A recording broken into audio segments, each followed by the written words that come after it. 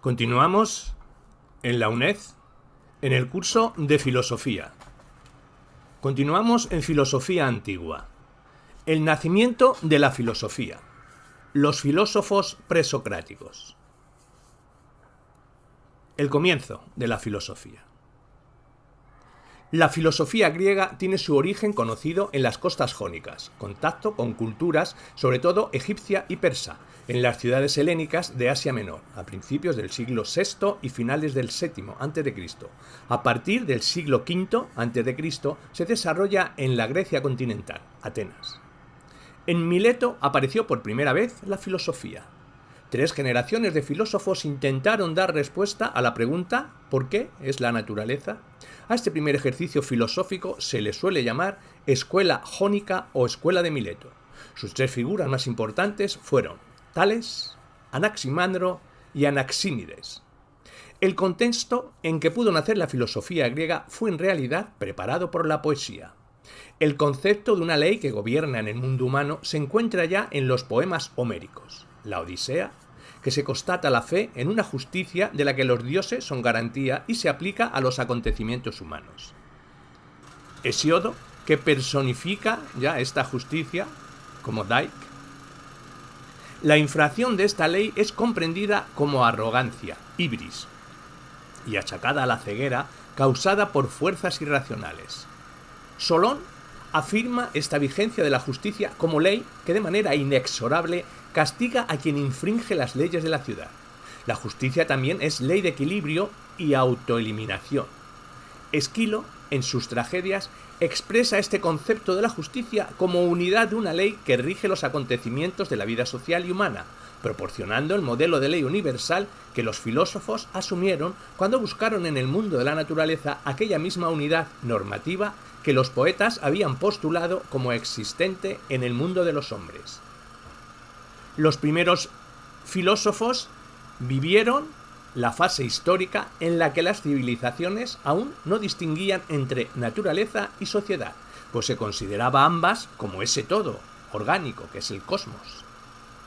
Las religiones mistéricas difundidas por Grecia a principios del siglo VI a.C., culto dionisiaco, Tracio, culto a Deméter de Eleusis y el orfismo, y fueron muy importantes en la configuración de la filosofía presocrática.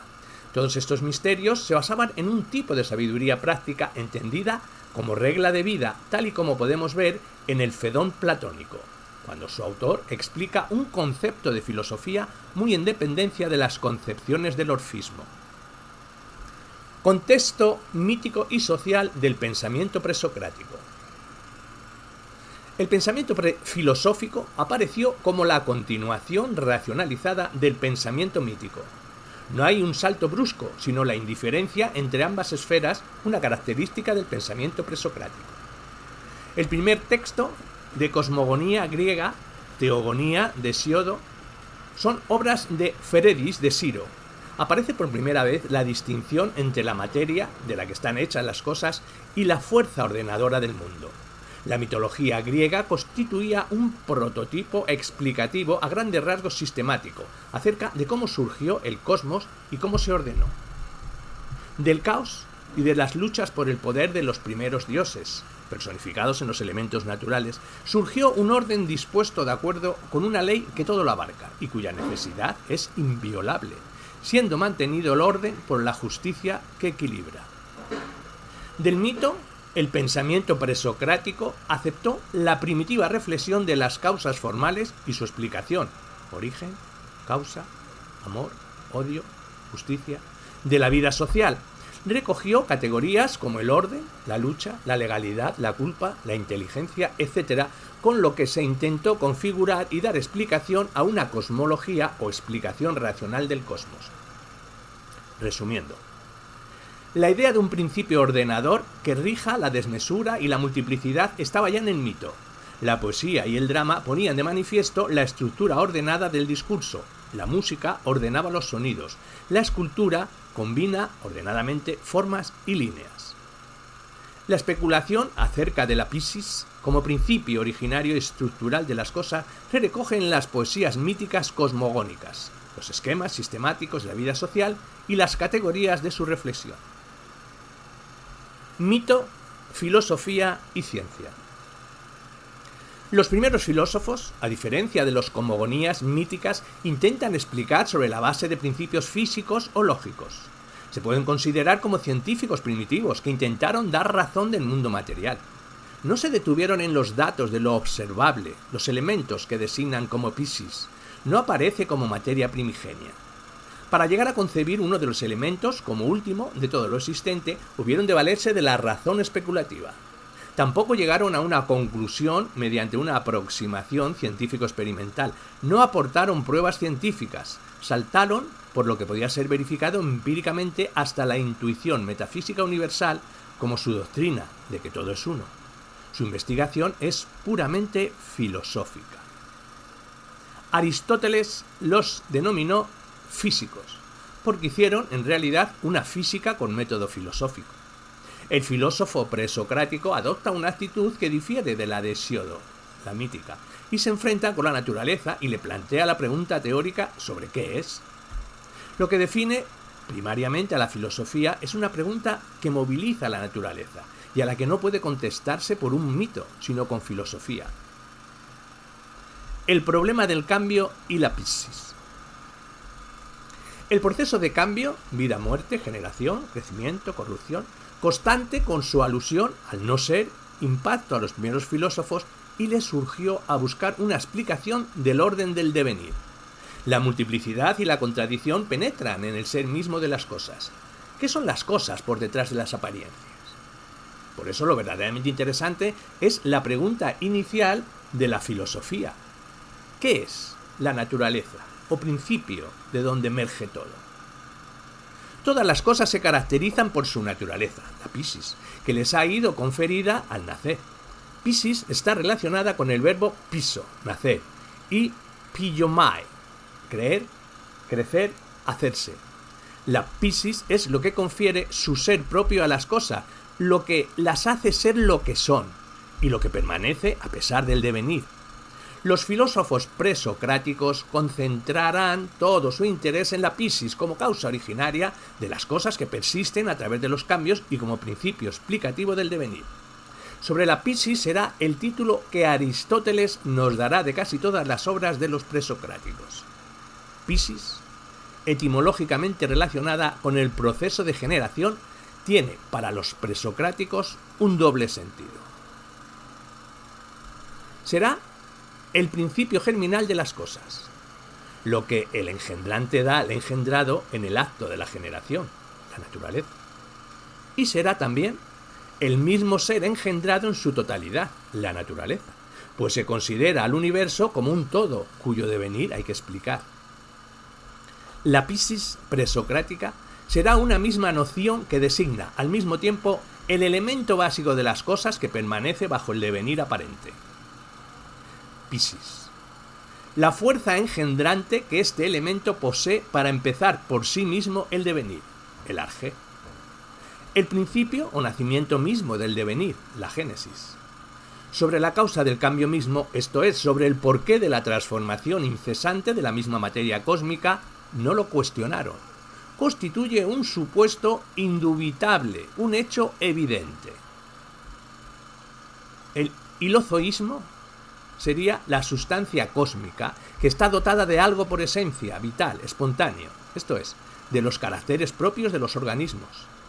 Resumiendo, la idea de una materia cósmica a la base de la naturaleza entera se revela en las viejas tradiciones como el supuesto básico de la filosofía jonia, inexpresa en ella y que está contenida en tal concepto la hipótesis de la unidad del mundo. La primera filosofía de la naturaleza. Tales de Mileto. 634-546 a.C. Este fue el fundador de la escuela jonia. Heródoto cuenta que Tales promovió la creación de una federación de las ciudades de Jonia con capital en Teos. Predijo un eclipse solar e hizo aportaciones a la geometría y a la física. Aristóteles. Tales dice que el principio es el agua. La tierra se sostiene sobre el agua, siendo este elemento para lo húmedo el principio de su naturaleza. Creía, unida al agua, una fuerza activa, vivificante y transformadora. la caracterización de lo que fuera la materia fundamental en la que consistiría la physis. La escuela de Mileto, y concretamente Tales, trata de encontrarla en el mundo inmediato de la experiencia. Para Anaxímenes será el aire, que debió ser decisiva la movilidad, la mutabilidad y la aparente e interna vitalidad de agua, aire, que posibilitaban una explicación del devenir de las cosas, como la condensación, rarefacción de la materia cósmica. Anaximandro. Aperión. Se pasa de una investigación de hechos a una explicación de conceptos. Las características del arjé no podían ser satisfechas por ninguna materia perceptible como el agua. Afirma atrevidamente la realidad de una causa originaria de las cosas, dotada de todas las propiedades necesarias para hacer comprensible los cambios del mundo. Analizando el concepto de arjé, vio la necesidad lógica de admitir para la explicación de la experiencia una sustancia real trascendente a ella y condicionante de ella, aunque no correspondiente a un objeto empírico alguno. La llamó lo indeterminado y le atribuyó conceptualmente postulados de la physis: increada e imperecedera, inagotable e indestructible. El concepto de materia cósmica solo es claro relativamente a los caracteres de infinidad espacial y de eternidad de los contenidos y de ser el que todo lo comprende y el que todo lo determina. Sostuvo expresamente que la materia primordial es cualitativamente indeterminada.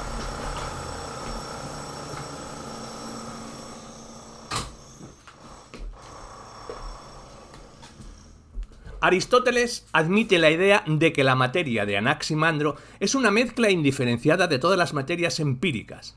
Anaximandro reproduce conceptualmente la representación un tanto oscura del caos mítico, al reconocer que la materia cósmica es una masa corporal infinita en la que diversas sustancias empíricas están mezcladas de tal forma que no es posible atribuirles en su conjunto ninguna propiedad determinada.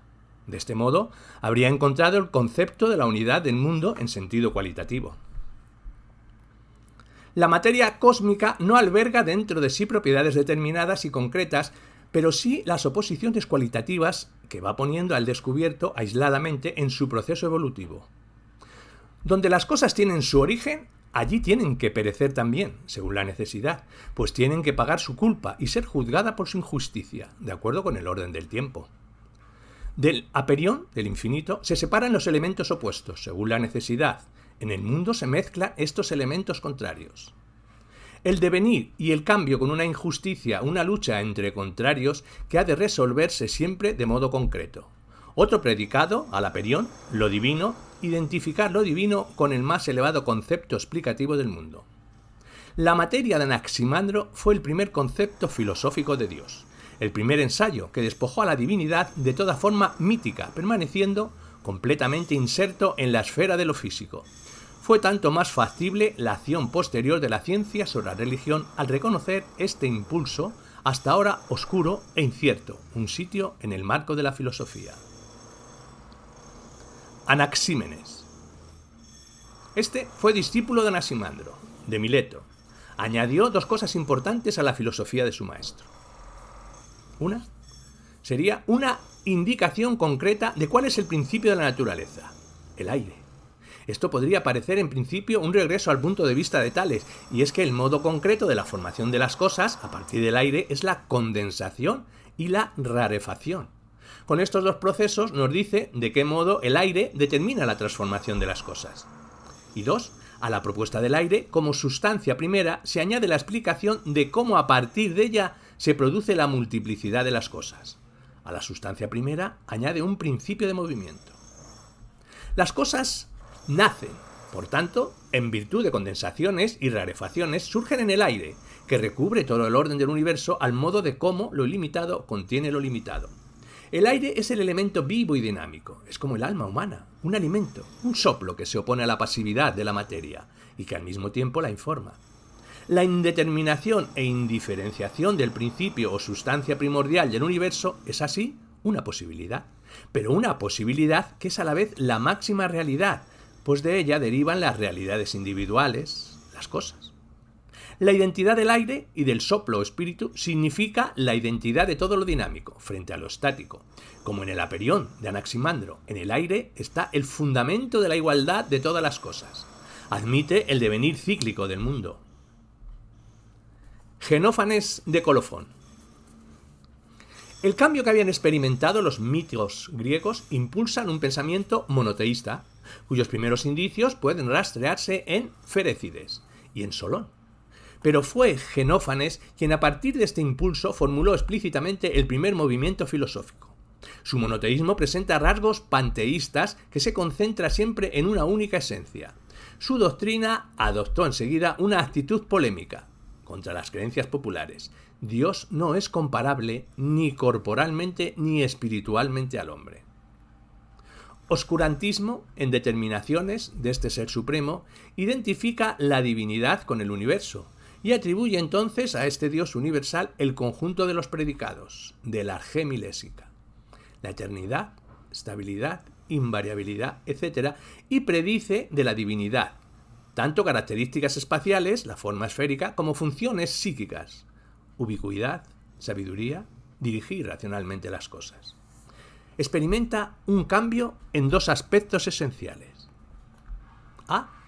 El concepto de Dios es para el colofonita objeto de veneración y solo en escasa medida un medio para comprender la naturaleza. El interés por la naturaleza es insignificante. Es un giro teológico en la filosofía. Y B.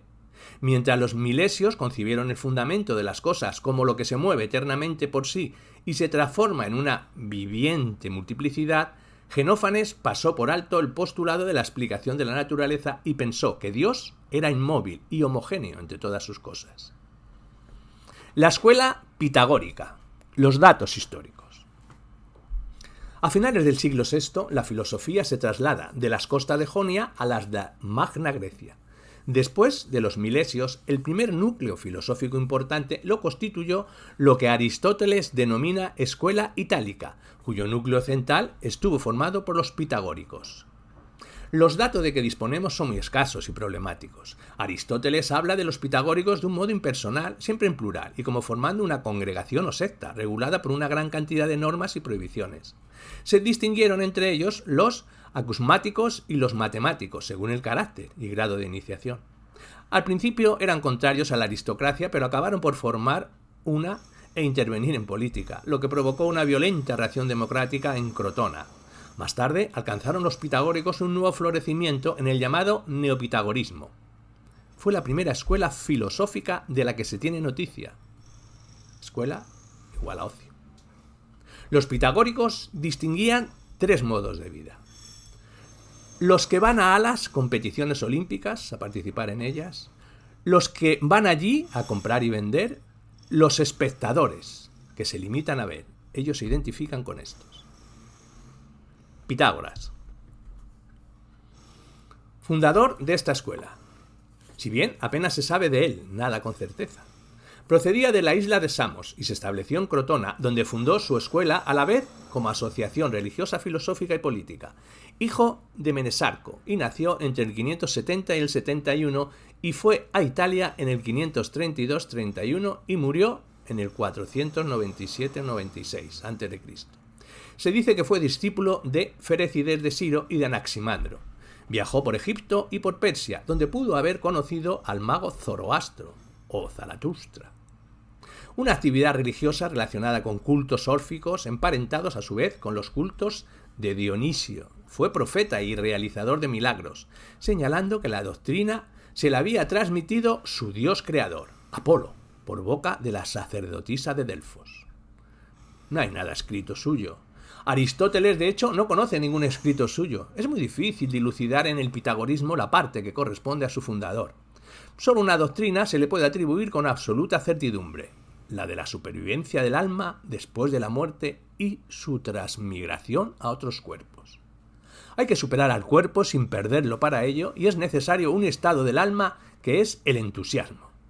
Aquí es donde se ve la conexión de los pitagóricos con los órficos y sus ritos, fundados en la mania, locura, y en la orgía. Utiliza un modelo de vida contemplativa, no ligada a las necesidades del cuerpo, sino queriéndose aproximar más bien al modo de vida divino. El que llega a esto es sabio, que también es el perfecto ciudadano. De allí la conexión política de esta doctrina. La doctrina de los números. La doctrina fundamental de los pitagóricos es la que la sustancia de las cosas es el número. En vez del fuego, la tierra o el aire, son los números los que ofrecen mayores semejanzas con las cosas que son y que devienen. Aristóteles opina, por tanto, que los pitagóricos atribuyeron al número la función de causa universal, que los jonios habían atribuido a un elemento corpóreo. Es decir, los pitagóricos consideraron que el orden matemático era la sustancia del mundo. Los números y las figuras geométricas son entes incorpóreos, pero con una clara realidad que puede ser aprendida y dominada con el pensamiento. Avanzaron hacia esta importante identificación que fue la hacer coincidir el ser del mundo con el de las realidades matemáticas. Los números y las figuras son la esencia de las cosas. El número es, por tanto, la sustancia, incluso en el sentido de la normatividad del deber ser. El gran descubrimiento de los pitagóricos consistió básicamente en la importancia que concedieron a la medida matemática para entender el orden y la unidad del mundo. En relación a la discusión sobre si estos números pitagóricos deben de ser entendidos en sentido aritmético o en sentido geométrico, el significado geométrico se debe de considerar como el único que permite entender el sentido pitagórico de que todo resulta compuesto de números. No obstante, si por números se entiende el orden mensurable del mundo, el significado aritmético y el significado geométrico han de resultar concluyentes. Todas las oposiciones de las cosas que resumen en oposiciones entre números. La oposición fundamental de las cosas respecto al orden mensurable que constituye su sustancia es la de límite e ilimitado. El límite es lo que hace posible la medida y lo limitado es la que excluye. Los impares corresponden al límite y los pares a lo ilimitado. El límite, o sea, la mesura, el orden, es la perfección. La lucha entre los opuestos se concilia gracias a un principio de armonía, y la armonía, como fundamento y vínculo de los mismos opuestos, constituye para ellos el significado último de las cosas. Para los pitagóricos, la matemática era una ciencia sagrada, de ahí el misterio de que se rodeaban los hallazgos de esta escuela, como por ejemplo el descubrimiento de los poliedros regulares.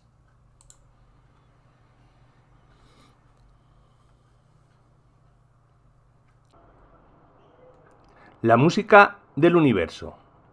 La escuela pitagórica creó también una teoría matemática de la música que puso en relación con una original concepción cosmológica, armonía de las esferas o música celestial. Los cuerpos que se mueven velozmente producen un sonido musical. Como en todo, hay oposición de los elementos. En todo también hay armonía. La naturaleza es armonía, es pues revelada por la música. Las relaciones musicales expresan de la manera más evidente la naturaleza de la armonía universal y, en consecuencia, los pitagóricos la toman por modelo de todas las armonías del universo. En cuanto a su concepción cosmológica, propiamente dicha, los pitagóricos pusieron en circulación una doctrina que se convirtió en precursora de las innovaciones de Copérnico. Su número sagrado era el 10. El pitagorismo posterior, Hispaso, de Metaponto, se le atribuye el teorema. Esfanto, Icetas, Filolao, Arquitas de Tarento, Alemeón de Crotona. Estos pensadores siguen una tendencia religiosa general del pensamiento de Pitágoras. Defienden una vida ascética y la celebración de ritos de purificación, entendiendo el mismo cultivo de las matemáticas como camino de purificación moral.